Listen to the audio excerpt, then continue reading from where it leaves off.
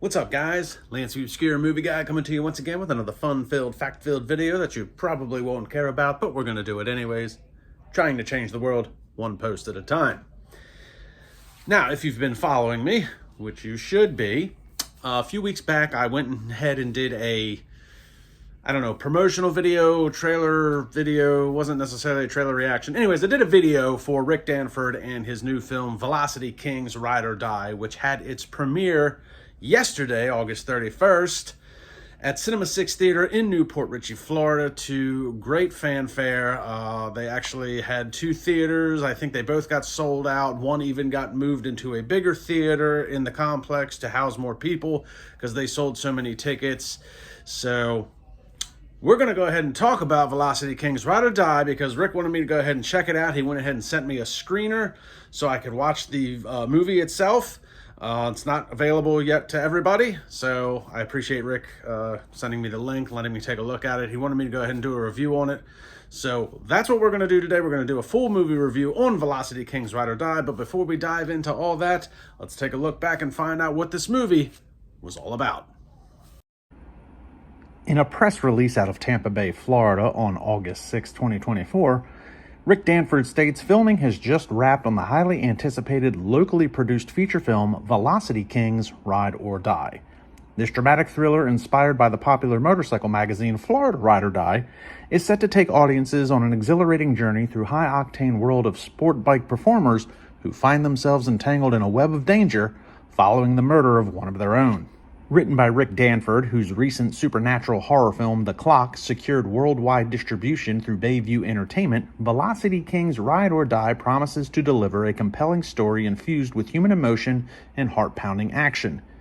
Danford, who's also co-directed the film alongside visionary director of photography Salo Zayas, brings his unique storytelling flair to this project under the banner of Steel Dragons, LLC. We wanted to craft a very human story about a close-knit group of friends dealing with the tragedy and the unforeseen repercussions, Danford explains. We also aim to highlight the sport bike community that the magazine represents, helping others visualize the lifestyle and camaraderie within its ranks. Produced in collaboration with Antonia Hernandez, publisher of Florida Ride or Die magazine, the film features a stellar lineup of talent, including Bruce Bustasosha from Mob King, Wes Gillum from Manson, Summer of Blood, Cindy Copeland from Manufactured, Diana Durango from Once a Week for Life, DeAndre Noor from The Man in the Blue Suit, and JT Campos from Queen of the South. The cast and crew captured the essence of Tampa Bay's vibrant locales, shooting at iconic spots such as the famous OCC Roadhouse, K75 Stunt Academy in Clearwater, and the historic Plant City. So just so everybody understands, the version of the movie that I got to see, I believe, is the same version that everybody saw at the theater yesterday, and it is not the 100% complete version of the film. I would say it's probably about 98% complete. Rick did state on his Facebook that there is a few extra scenes that they would like to try and film to fill in some gaps in the plot maybe, or maybe just add a little bit more filler, and there is some minor editing to some of the scenes and audio that they do want to try and fix and make a little bit better. So the version that I saw was, I guess, as you could say, a preview movie. It's not it's the beta version. It's not the alpha version of the film, if you will, for those of us who play video games. Nonetheless, the version that I did get to see, I will say the production value is very good. It has the look and the feel of a very high quality Hollywood production, without the massive budget that goes into something like that. So the cinematography is really well done. They've got some great scenic shots, especially in the opening of the film with the opening credits. I will say it does give a very original Fast and Furious type vibe with the opening credits of the film, and I really enjoyed that aspect, and I'm going to tell you why in a little later in the review. There's a lot of things I want to try and hit on with this. I want to make sure I don't forget anything, so just guys, try to bear with me. I've got a lot of notes that I took to try and make sure that I encompass everything with this film, but the cinematography, the production value, it's really well done. In the press release, Rick had stated that they were trying to capture the camaraderie of this bike culture and this group of friends, and I think they really nailed it. I really do. The core group of actors in this film, Diana Durango, DeAndre Noir, and Blake Drevis are kind of like the three central characters in the film, and they really did capture that type of camaraderie that you would have with a close group of friends like that, and even the bike culture itself. Without doing too many spoilers, obviously one of their friends is killed in the film. And it's kind of interesting to me to see how that was dealt with from a bike cultural standpoint. So, I don't ride a bike. I don't have a motorcycle. I've never had one. I've had friends that have them, and I can tell you that the motorcycle community is actually very tight-knit and very large. So one of the things I found interesting was kind of after this Michael's death, they have this meeting at this, motorcycle shop with a lot of different bikes and a lot of different people that may or may have not even known the character. And I think that was a very important thing to capture, because I can tell you from experience, like I said, I don't own a bike, but unfortunately I live in a very small town that is very densely populated. And just literally within the past probably 4 months, we've had 2 motorcycle deaths in our town. And I can tell you that the amount of people that come out to pay their respects to these fallen riders is immense. Anybody and everybody that has a motorcycle shows up to these candlelight vigils on the side of the road, days and days after. You'll still see riders that are passing by and know what happened, and they still stop and pay their respects. And I think it was very important in this film that they capture this essence of this community. And you can tell that even though that the characters themselves ride, as we call them, crotch rockets, it was really cool to see that, there was a variety of different styles of motorcycles in this one particular scene, whether it be an old 400cc sport bike, or it's a V-twin Harley, or it's a Hayabusa with an extended swing arm. It didn't matter. They captured that essence of that scenario. And I can tell you from being in my town and seeing these things, I've been stuck in traffic with these vigils. It is annoying, but it's also impressive to see how tight the community is of just motorcycle riders. And when Rick Danford said in that,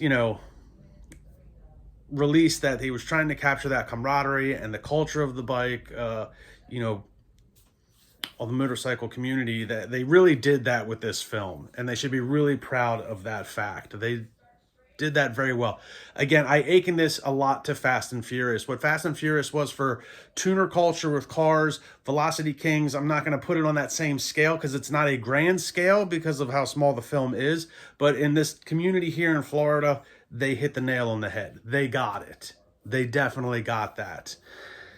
The plot itself, the storyline, the acting.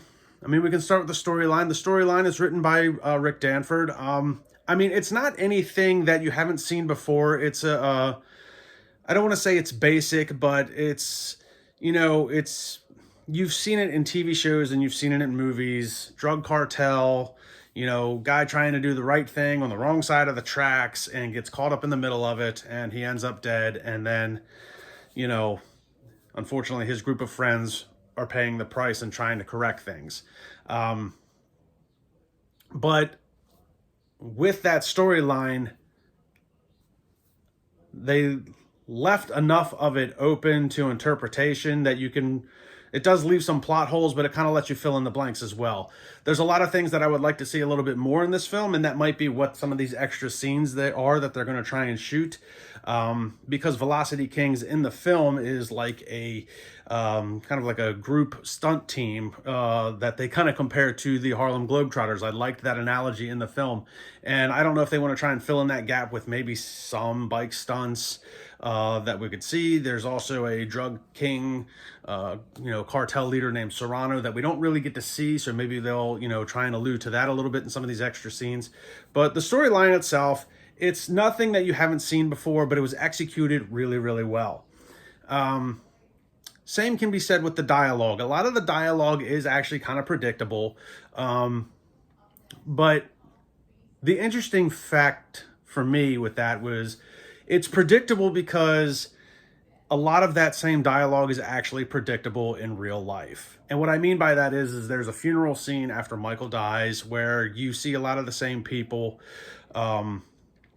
I don't want to say you see a lot of the same people, but you see a lot of people come up to them and say a lot of the same things that you would hear at a funeral, where I think it's become kind of a societal thing that we say, you know, anything you need, let me know, or we love you guys, or he loved you, and this, that, and the other. And it's a lot of the same stuff that you would hear at a funeral from people that, even if you only see these like family members only get together. When you get older, they only get together for funerals and weddings.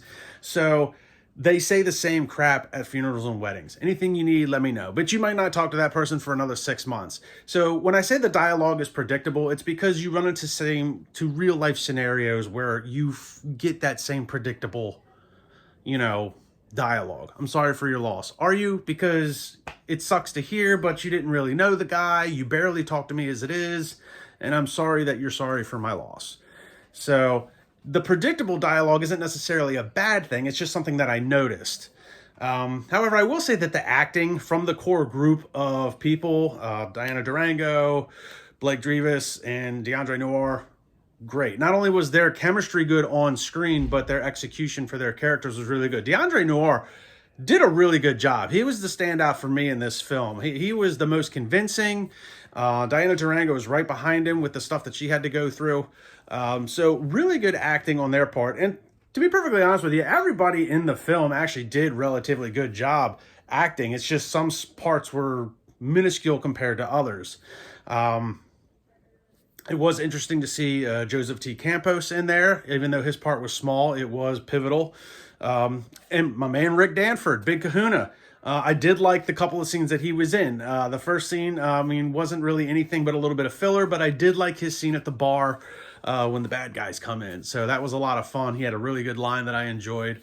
And it goes to show that not only can he write and direct, he can also act a little bit. So, triple threat. Go Rick. But then the other thing I really enjoyed was their acting was really good. And collectively, there's a lot of big time Hollywood experience in this film, but in minor roles. So as an example, they have Zachary Vasquez in this film, which Zachary Vasquez has a pretty extensive IMDb, and he's been in a lot of major Hollywood productions. Baywatch, Walking Dead, Bring It On. He's done a lot of things. He was even in Magic Mike, XXL. But the thing is like with Zachary Vasquez, he's been in a lot of stuff, but it was usually like background or uncredited, possible stand-in. So he's got a lot of experience with Hollywood productions, but doesn't have a lot of say speaking or character experience. So I thought it was kind of interesting to see a lot of people like that who've done a lot of background stuff or really minor stuff have a chance to step forward and showcase what they can do. So props to them on that. And again, everybody did a really, really good job with the little bit of screen time or the amount of screen time that they had executing their character or their lines. Nothing felt fake about this movie. Nothing felt forced about this movie. And I think that's really important when you do small budget independent films. Is a lot of times it's easy to be cynical with stuff like that because it's amateurish, it can come across as sometimes, but not in this case at all. So there is some minor editing that they do need to do. And again, the movie that I watched was, again, not 100% complete. It was probably 98% complete. So like I said in the beginning, there's some things that they need to work on that they're going to finish up before the actual, distribution of the film. So good on them for that. I really enjoyed this film. I will say it's only about an hour long, possibly with some of the other scenes. Maybe they'll fill in some of the gaps. Maybe they'll extend the film a little bit. It could probably use maybe another 10 or 15 minutes of footage to maybe just elaborate on some of the storylines.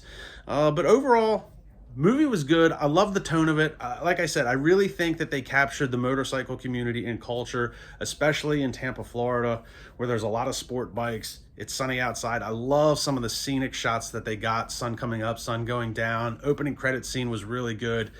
The soundtrack is really good. And just overall, for an independent film, if you didn't know it going into it, you'd never have the feeling of an independent film. So Rick should be proud of what he did. Florida Ride or Die, the magazine, should be proud of being a part of this. All of the actors involved, everybody involved really, should be really proud of the film that they did.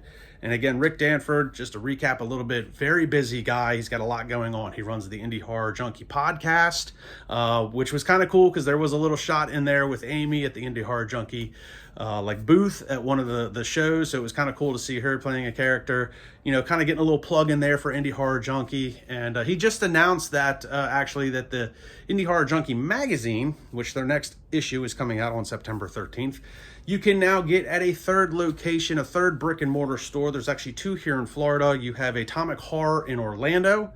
You have Viper Video in Tampa. And if you happen to find yourself out in Las Vegas, there is Nightmare Toys in Las Vegas where you can pick up an issue of Indie Horror Junkie magazine. And they also just did a podcast last week. It was their 53rd episode for the Indie Horror Junkie podcast. Michael Gingold was their guest, who is really interesting guy. I liked a lot of the stuff that they had to say. They focused a lot on what Michael was calling grassroots movies, which is kind of what Rick is. That's kind of how the independent filmmaking is gone. You do have big independent film studios like A24, but more grassroots stuff, kind of like what Rick has been doing, is what Michael Gingold was kind of... he's done a lot of journalism and some documentaries on. He's also a former... He was the editor-in-chief of Fangoria, which I'm not familiar with, but I do want to throw that out there because it is an accomplishment of that guy. So, again, guys, check out Velocity Kings when it becomes available. Tune in to me because I'll let you know when and where you can find it. But yeah, Velocity Kings. Check them out on YouTube. Check it out on Facebook. Get caught up on all of the behind-the-scenes stuff with Rick Danford. Like, subscribe, and comment to my channel. Go like and subscribe and comment to their Facebook page for Velocity Kings and their YouTube channel. Also, check out Indie Horror Junkie podcast on YouTube as well. Also on Facebook. Like, subscribing to that. And really top-notch work for everybody involved. They should all be very proud. And I can't wait to see the 100% completion of this project. I want to see how it differs from what I got to see earlier. And I do want to give big thanks to Rick for sending me the screener and allowing me to do this for him. So props to him for that. Anything else I can do for you guys, let me know. If anybody's got a video you want me to watch, trailer reaction, movie to review, anything like that, let me know in the comments below. And I will check everybody out in the next video.